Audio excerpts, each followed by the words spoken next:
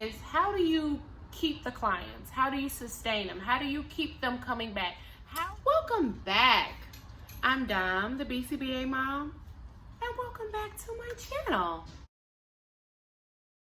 Today's video is really important when it comes to being a BCBA in this field and maintaining and sustaining your clients, okay? So as a service provider, it's not that hard to get clients. You get credentialed with the insurance companies, then someone has a need, they'll call you, they pair them together. You may even have a wait list. Like, that's not the hard part. The hard part is, how do you keep the clients? How do you sustain them? How do you keep them coming back? How do you have your clients tell their families and tell their friends? How does this happen? That happens when a family likes you. Who cares that, you are the BCBA in the area? Who cares? If a family does not like you, they will not stay with you. And if a child doesn't like you, he may not learn from you. So it is very important to be liked in this field. So me personally, I've had really great success with all of the caregivers that I've come in contact with. Clients, parents, guardians, grandparents, you name it. I am very likable. I am likable because I pay attention to my clients. I am really relatable. I'm very empathetic, able to connect with people really well. Whenever they no longer need my services, because as a BCBA, it's our job to lose our job, right? So when they no longer need my services, they love me so much. Now they are going to refer me to their friend and to their niece and their nephew and their local school. So this is a very important quality of a BCBA. And I am going to teach you how to get families to like you. Let's get it. A lot of the techniques that I use, I didn't really get from ABA. I perfected them with ABA, but a lot of the techniques that I use, I got being a waitress in undergrad. So, fun fact about me, in undergrad, I waitressed at Cracker Barrel. And after undergrad, I graduated, came back here, and I waitressed again at Olive Garden. So you see a family, they come in, there are a lot of kids, or there may be some toddlers or some babies. If there's some children with them, acknowledge the kids. Make sure they have crayons. Hey, ask, do you want me to bring little Johnny's food out first? Because when the kids are taken care of, then the parents can really enjoy their day a lot better. And every time I meet a new family, I don't feel like, yes, I got it. I definitely know how to relate to people. Check it off the list. I got it. I'm golden. I'm good. I don't come in with that perspective. I come into a house thinking this is another opportunity for me to form a relationship. And yes, Dominique, you're going to have to work to form that relationship. I don't take any of the relationship that I have formed with the parents for granted. So this particular family, I had to meet them. When you do an assessment, parent training, whatever you want to call it, your attention is going to be diverted from the person that you want to give attention to the most, right? So because I know that I came here for a particular job and it's not really to engage with the kid, I go harder when the kid as I walk in the door. So as soon as I walk in the door, I acknowledge the kid. I give the kid lots of attention. I pairing with the kid. I'm taking interest in the kid as much as I possibly can. So then when it's time for me to do the assessment, now that kid may be satiated. Like, okay, I've had her attention, whatever. Another thing that you can do is you can take breaks and say, all right, parents, this was great. I love talking to you. This was wonderful. But I'm really here for the kiddos. So let's do a break and I promise, the parents are not gonna feel slighted because their main priority is the kid as well. So for me, I've always had a rule of thumb in my family. The only time you are enemy of my kid. If you love my kids, I love you. And a lot of parents really feel that way.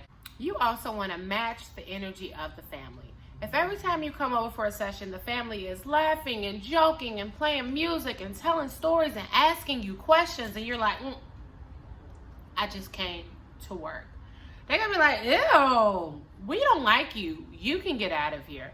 And then on the flip side, if you come in every session and you talking about your day and talking about your weekend and talking about your kids and talking about your boyfriend and talking about your drama and talking about all of these things that they have absolutely no interest in, they're also going to be like, this is not a good fit. So you really want to match the energy of the parents. If they're sharers, then share. If they're not, keep it to yourself. And so I can actually go a little bit deeper in that, because there are certain ethical lines that we cannot cross as BCBAs. You know, we're not supposed to accept gifts, and we're not supposed to cross lines allow it to be a conflict of interest or have dual roles and things like that. But there is a line for a reason. There are some families, if they offer you a cup of coffee or a bottle of water while you're there, and you don't accept the bottle of water because you think it's a gift, they could get offended by you, and then they won't like you and they won't want to work with you. So there is a very fine line between being very likable, matching the energy of the room, being more culturally competent with the families that we serve, but then we also don't want to cross certain ethical boundaries that will put us or them in a compromising situation. So there's more to that, but I would err on the side of, if they're dancing, BCBA, you need to get up and dance.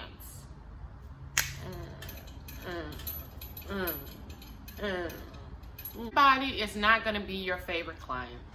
Everybody is not going to be your favorite family. You're not going to like every family.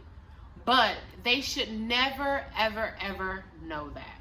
So we come to work every day with a smile on our face, non-contingent on what happened to us on the way to work. We come and we do the job. We do it with enthusiasm, with energy. We match the energy of our clients and our families, because we are set apart. We are called to this field. We are called to this position. We are called to have an influence over the people and the clients that we serve. We don't get to have a bad day. I'm sorry. Not sorry. You don't get to have a bad day at the client's home. I 100% advocate for and reinforce self-care. Pour into yourself. Do the things that make you happy. Do the things that bring you joy. Because when you do, then it will genuinely spill over into the clients that you serve and the families that you serve. So if you are full of happiness and joy and peace and laughter and all the things that make you feel good, and you do that on a regular basis, it's going to inevitably affect the families that you served, and they're gonna like you. I recently read a book called The Power of Attraction, and it explains how people are attracted to me. It explained to me why people say, Dominique, I like you, girl. I don't know what it is, but I like you.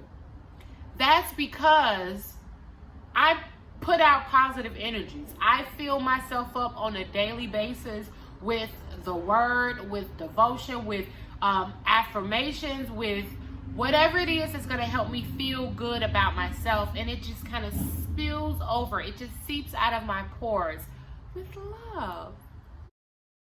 That's all that I have for you today. I hope that you now have tools to foster a great relationship with the families that you serve. And I hope you have tools to get people to like you now. I like you. Okay, so that is all that I have for you today. Please do not forget to hit that subscribe button so you get notifications on every time that I upload new information, because it's for you and it just keeps getting better. You guys do not want to miss this. I am so grateful. Thank you to all of my new subscribers. Thank you for supporting me. You guys don't know how much you are filling up my heart right now. You guys keep pouring into me, and I love it. I love it. Thank you. Bye.